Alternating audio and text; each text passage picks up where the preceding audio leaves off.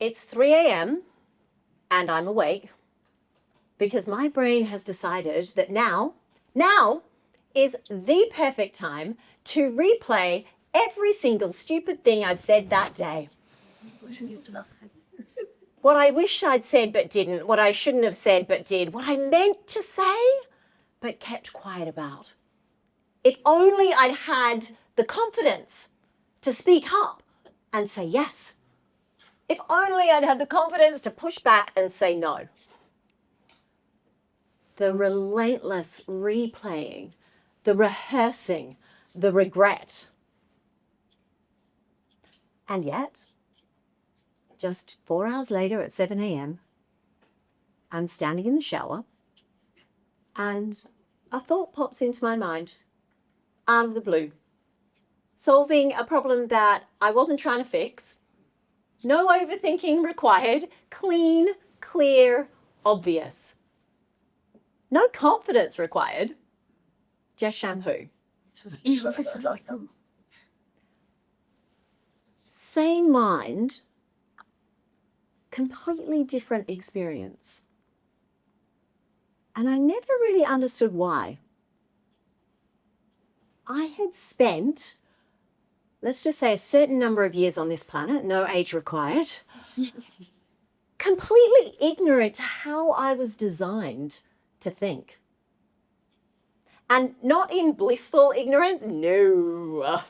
In painful, paralyzing, perfectionist ignorance. And then, February 28th, 2015, London, 2 words would pull me abruptly out of that not so blissful ignorance. You're dying. Spoiler alert, I survived. But in that moment, between breathing and not breathing, between being and not being, my head flooded again, this time my baby at home. The chances that I'd missed, the ideas that I had stifled, and the person that I wished I'd had time to become. Emergency surgery saved my life, and they untangled my twisted insides. And in the deep, deep, deep gratitude came a deep, deep determination to finally untangle my twisted thinking. And a quest began, unbeknownst to me, that would take me through modern neuroscience and ancient wisdom, carrying one promise to my 9-month-old son, that Mummy would finally figure out what was missing, finally fix what was broken. Today I want to share 3 of the discoveries that I made on that quest, and one sneaky little glass. But first, a disclaimer. My now 11-year-old son, now equipped with withering opinions, said, "Mummy, please don't be one of those people who nearly dies and then tells other people how to live." I mean, life advice from 11-year-olds, highly recommend. I am not here to tell anybody how to live. And in fact, when you nearly die, you don't get curious about what it is to live. You get super curious about what it is to feel alive. So if anything, I hope that you feel that aliveness, and that in one of these discoveries, something within you changes, and that whatever is confounding you or confronting you or confusing you, that you'll have a new direction to look in. So discovery 1, the BMW. When I first moved to London from Australia, I discovered that the first 10 minutes of every working day was surrounding one subject, the weather. It is freezing out here. When is it going to stop raining? Why did you move to this country? I can't cope. It is sweltering out there. It is so incredibly hot. When is this heat wave going to end? I can't cope. Different weather, same conversation. And I realized that we spend an inordinate amount of time in our BMW, not the car, the BMW of our mind, bitching, moaning, and whinging. Worse, blaming, making excuses, and worrying. And what is it like? What is it like to be around someone that's in their BMW all of the time? It is exhausting. It is draining. It is toxic. It is contagious. You know who these people are. You've sat in a team meeting with them. You've stood next to them at school pickup. You are in their group WhatsApp chat. And if you don't know what it's like to be around somebody that's in their BMW all the time, it's because it's you. It is you. It is me. It's all of us some of the time.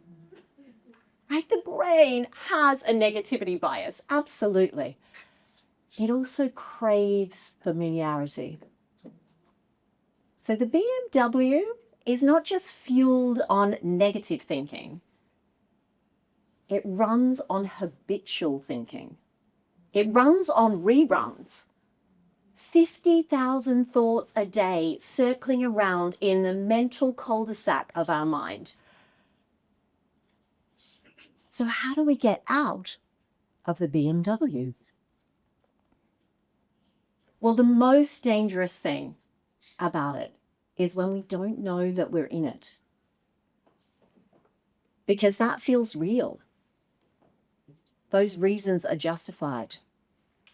Those worries are justified. So what I discovered is we have a superpower. It's called noticing. And when we notice that we're in the BMW, now we have the chance to open the door and step out. And that is where fresh thinking lives. And how do we know when we're stuck in it? Well, it's actually one really simple question. Am I using my thinking as a weapon or a tool? Which brings me to discovery 2. The backseat driver in the BMW, shouting directions, making sure I stayed lost.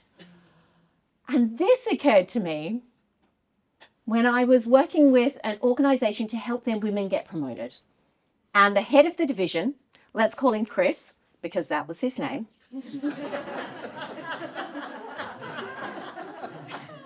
stands up to tell what I can only imagine he thought was an inspirational story.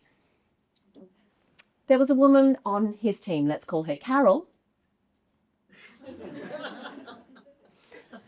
And Chris proceeds to tell us Carol was up for promotion. She needed a sponsor to get promoted. And she hadn't got a sponsor. She hadn't approached anyone. So I said to Carol, you've got all of the experience. You've got all of the knowledge. You've got all of the skills. What is stopping you? Just be more confident. And something inside me exploded. Because telling somebody to just be more confident is like telling a drowning person to just be more buoyant. I saw in that moment that I had been conned my entire life by this one word, confidence.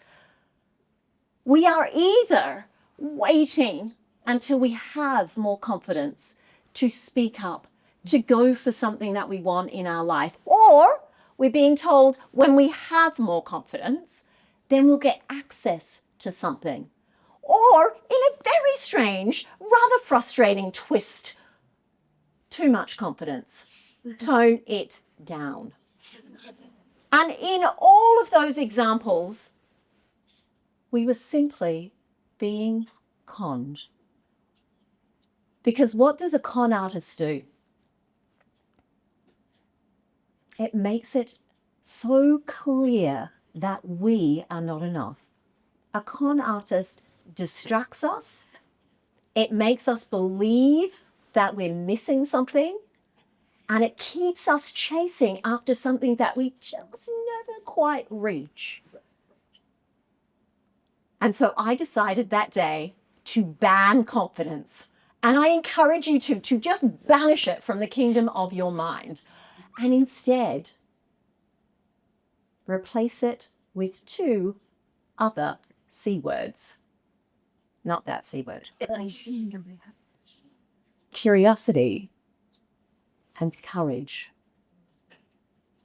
You see, confidence was not a destination, it was a distraction. But now, curiosity was my compass and courage my sail. I just lost all of my curiosity.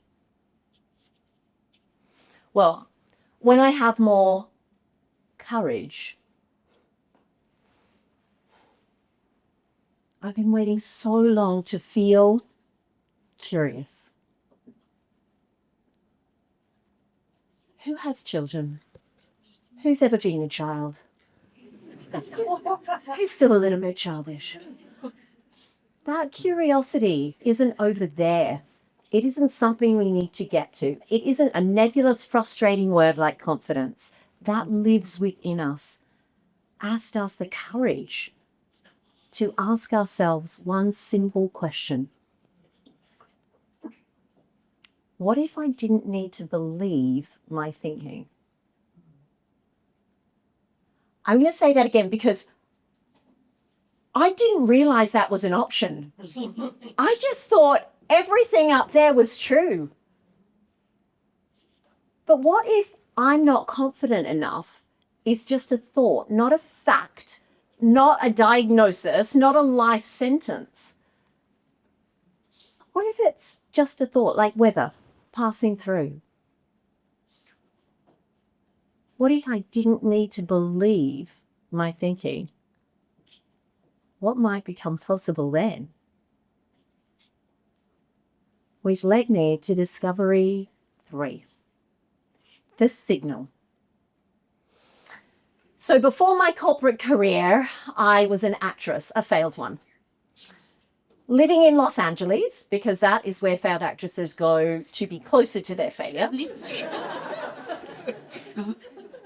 And there I discovered marching bands.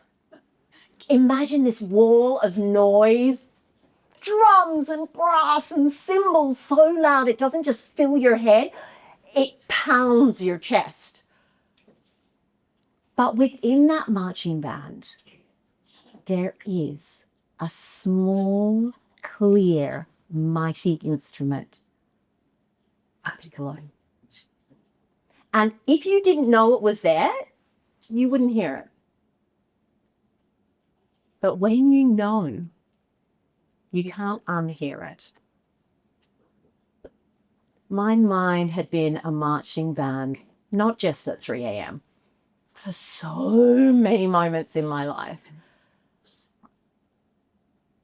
When it settled, something else became clear. That piccolo, a knowing, a clarity. Not theoretical, very, very practical. These are those moments in the shower with the solution to the problem you didn't even have time to think about. What if that piccolo was available outside of the shower? Spoiler alert, it is.